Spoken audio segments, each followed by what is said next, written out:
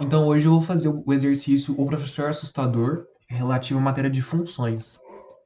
Então nesse problema ele pede para você desenvolver um programa que leia as notas dos alunos de uma sala de aula e retorne a média dessa turma, das notas dessa turma.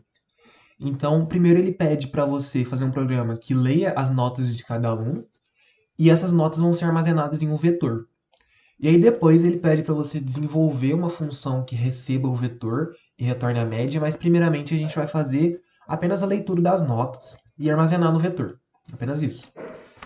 Então eu vou declarar um inteiro n, que é a quantidade de notas, e o int notas 100, que vai ser o vetor das notas. Lembrando que o 100 ele é um número que indica o número máximo de posições que esse vetor recebe. Ele não é a quantidade que vai ter real mesmo. Então, agora eu vou entrar com a quantidade de notas, que é n. Por enquanto, tranquilo. E depois de você entrar com a quantidade de notas, você quer entrar com as notas em si. Então, o que você vai fazer? Você vai fazer um for int igual a zero. E eu quero fazer esse loop para cada nota. Ou seja, quantas vezes que eu vou ter esse loop? N vezes. Então, para int i igual a zero, i menor que n, eu vou ter i mais mais. E para cada loop que eu fizer, eu vou querer entrar com uma nota. Então, cin notas. E qual que é a posição da nota? Vai ser a posição i, a posição atual que ele tiver. Então, na primeira vez, ele vai dar um cin em notas 0. Depois ele vai fazer um incremento. Vai entrar com a notas 1, incremento, entrar com a notas 2 e assim por diante. Até que ele entre com todas as notas. Certo? Agora que eu tenho as notas, eu quero que o programa quer que a gente desenvolva uma função que recebe esse vetor aqui, vetor notas, e que ele retorne a média da turma. E o cabeçalho dessa função vai ser assim, float média, int notas e int número de alunos. O número de alunos, consequentemente, vai ser o número de notas. E lembrando que, como ela está sendo declarada com float, ela vai retornar float.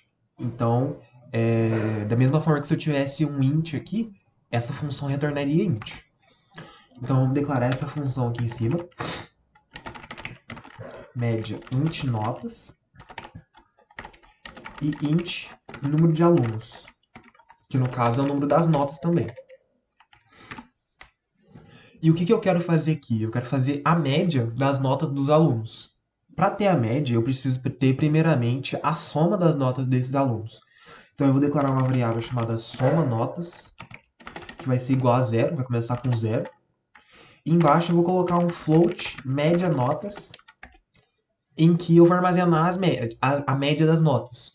Então, como é uma média, vou fazer uma divisão, eu coloquei float nela para ela ter um ponto flutuante. Certo. E agora eu preciso somar cada nota. Sempre que você for percorrer um vetor, sempre mesmo você vai usar um for loop. Então, assim, se ele pedir para você entrar com todos os dados de um vetor, se ele pedir para você dar um cout em todos os dados de um vetor, é sempre for. For int i igual a zero, i menor que n alunos, e mais mais. E aí aqui eu vou somar essas notas. Para você poder somar, você vai pegar a variável soma notas.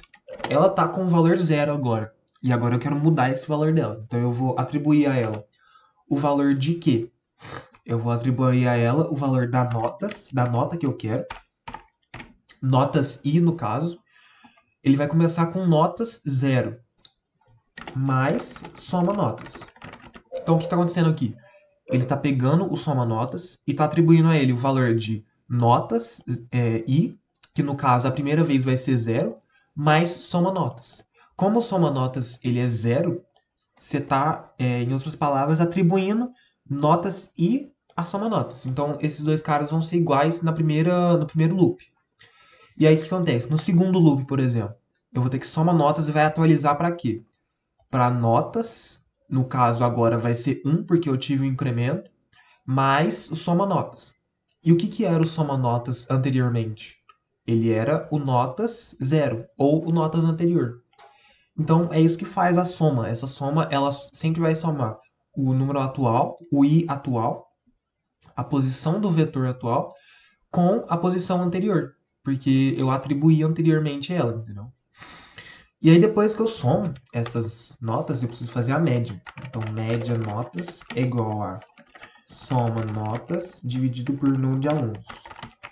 Como é um float, eu vou ter que reconhecer aqui que ele é um float, que essa soma vai dar um float. Sem isso, ele vai reconhecer como um int, simplesmente.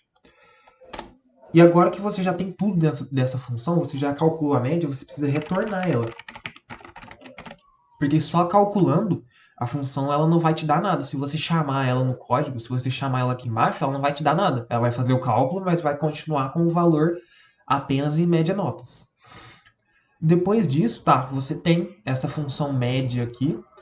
O que você vai fazer com ela? Ela virou uma ferramenta para você, você pode usar para calcular a média de qualquer nota, de qualquer conjunto de notas, na verdade. Como ela virou uma ferramenta, vamos utilizar ela aqui no programa. Certo. Agora o que eu quero fazer? Eu quero dar um cout na média do n e desse notas aqui. Então aqui a gente vai fazer cout média. Quando eu faço isso, eu estou chamando essa função aqui de cima. Estou chamando essa função média. Como ela tem dois parâmetros, eu preciso inserir esses parâmetros aqui. Qual que é o meu parâmetro? As notas, que eu vou inserir no lugar de notas, é o mesmo nome. E o parâmetro n alunos, no qual eu vou inserir o n, que eu declarei aqui embaixo. Então, primeiro parâmetro, notas. Então, nesse caso, você não precisa inserir o colchetes aqui. Você pode só colocar notas, que ele vai reconhecer como o vetor inteiro. E vai colocar aqui n. Aqui você só está dando o cout na notas. Mas como o exercício pede para você dar um cout do texto média da turma e depois você coloca a média com duas casas decimais, vamos fazer isso. Cout média da turma é igual a endline. E vamos incluir a biblioteca para poder colocar duas casas decimais apenas. Biblioteca iomanip. E aí, antes desse cout aqui, antes dessa média aqui, vamos jogar um cout fixed set precision e 2 para ele reconhecer como duas casas decimais. Então, o nosso programa que calcula médios está pronto.